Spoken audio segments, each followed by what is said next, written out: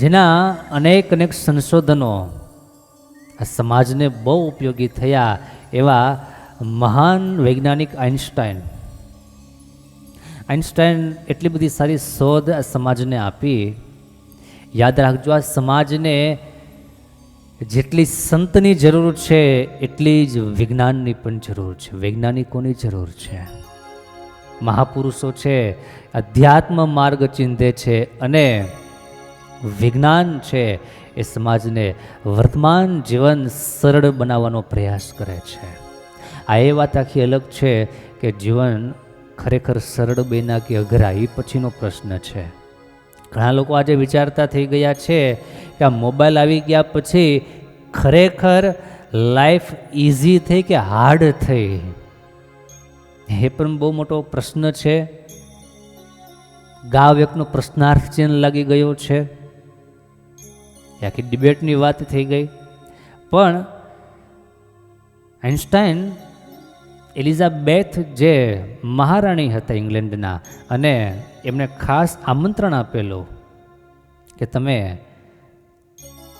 અમારા રાજ્યમાં પધારો અને થોડા દિવસ અમારી સાથે રહો અને વિજ્ઞાનની થોડી વાત અમને જણાવો.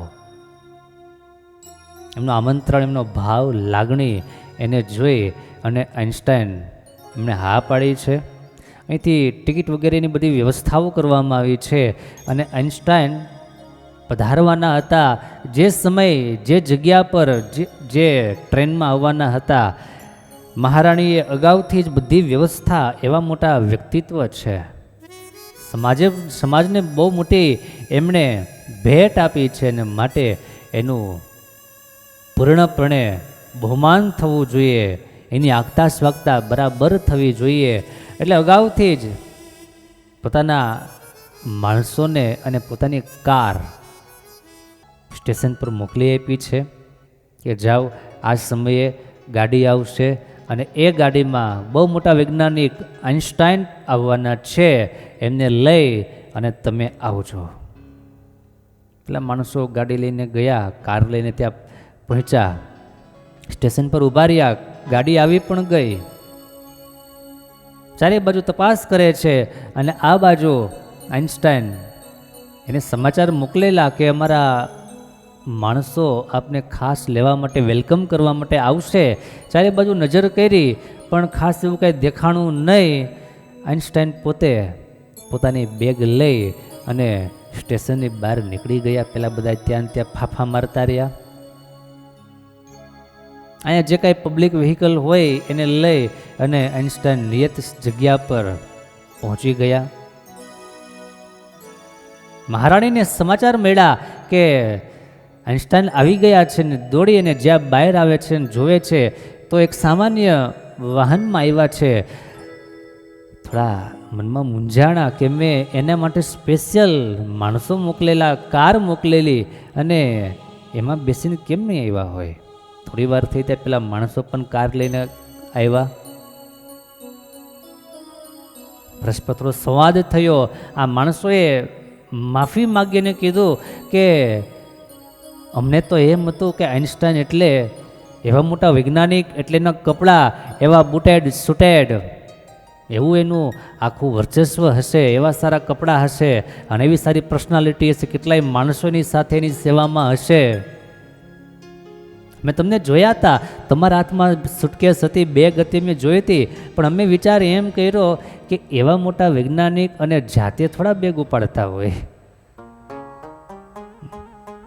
મહાપુરુષોની વાત આખી અલગ છે, મહાન વ્યક્તિઓની વાત આખી અલગ છે.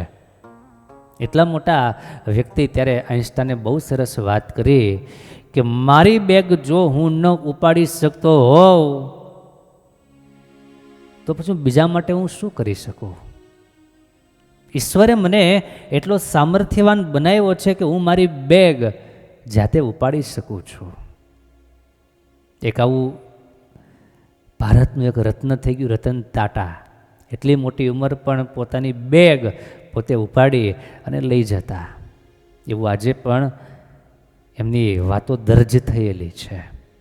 તો high thinking and low profile is the best and successful things. એ બહુ સક્સેસનેસ છે કે બહુ ઊંચા વિચારો અને બહુ સરળ જીવન અને બહુ હેવી જીવન, લાખો અબજો રૂપિયાના લખલૂટ ખર્ચાઓ કરનારા હોય, આજે એવા પણ માણસો છે અને બધા વર્ગમાં છે. ગરીબોમાં પણ એવા છે અને ધનવાનોમાં પણ છે, ગ્રહસ્થમાં પણ છે, ત્યાગીમાં પણ છે. સારી સારી મોટી મોટી જ્ઞાનની વાતો કરનારા હોય, ઘણીવાર ત્યાં પણ એવી ઘટનાઓ જોવા મળી. નબળી વસ્તુઓ બિલકુલ ફાવતી જ ન હોય, જગજાહેર પોતે સ્વીકાર કરતા હોય, પોતે એમાં પોતે ગર્વ અનુભવતા હોય, પણ એ ગર્વ અનુભવવાની કોઈ વાત છે નહીં. સામાન્ય જીવન અને અસામાન્ય જેની વિચારધારા હોય, સામાન્ય એમની લાઈફસ્ટાઈલ હોય, પણ જીવન બહુ ઊંચું હોય, એ સાચા અર્થમાં મહાન છે. અને એવા મહાન વ્યક્તિત્વો આ દુનિયામાં અજર અને અમર રહે છે. બાકી લાખો ને કરોડો રૂપિયા પોતાના મોજ શોખની પાછળ ખર્ચનારા, વાપરનારાઓ એ ધૂળ ભેગા ધૂળ થઈ જાય, 2-5 દાડામાં બધાય ભૂલી પણ જાય. એની કોઈ લાંબી વેલ્યુ આ સમાજે કરી નથી. સભ્ય સમાજમાં એની જ વેલ્યુ છે. જે અસામાન્ય હોવા છતાં પણ બહુ સામાન્ય જીવન જીવતા હોય, બહુ સહજ જીવન જીવતા હોય, આમાંથી શીખવા જેવું છે.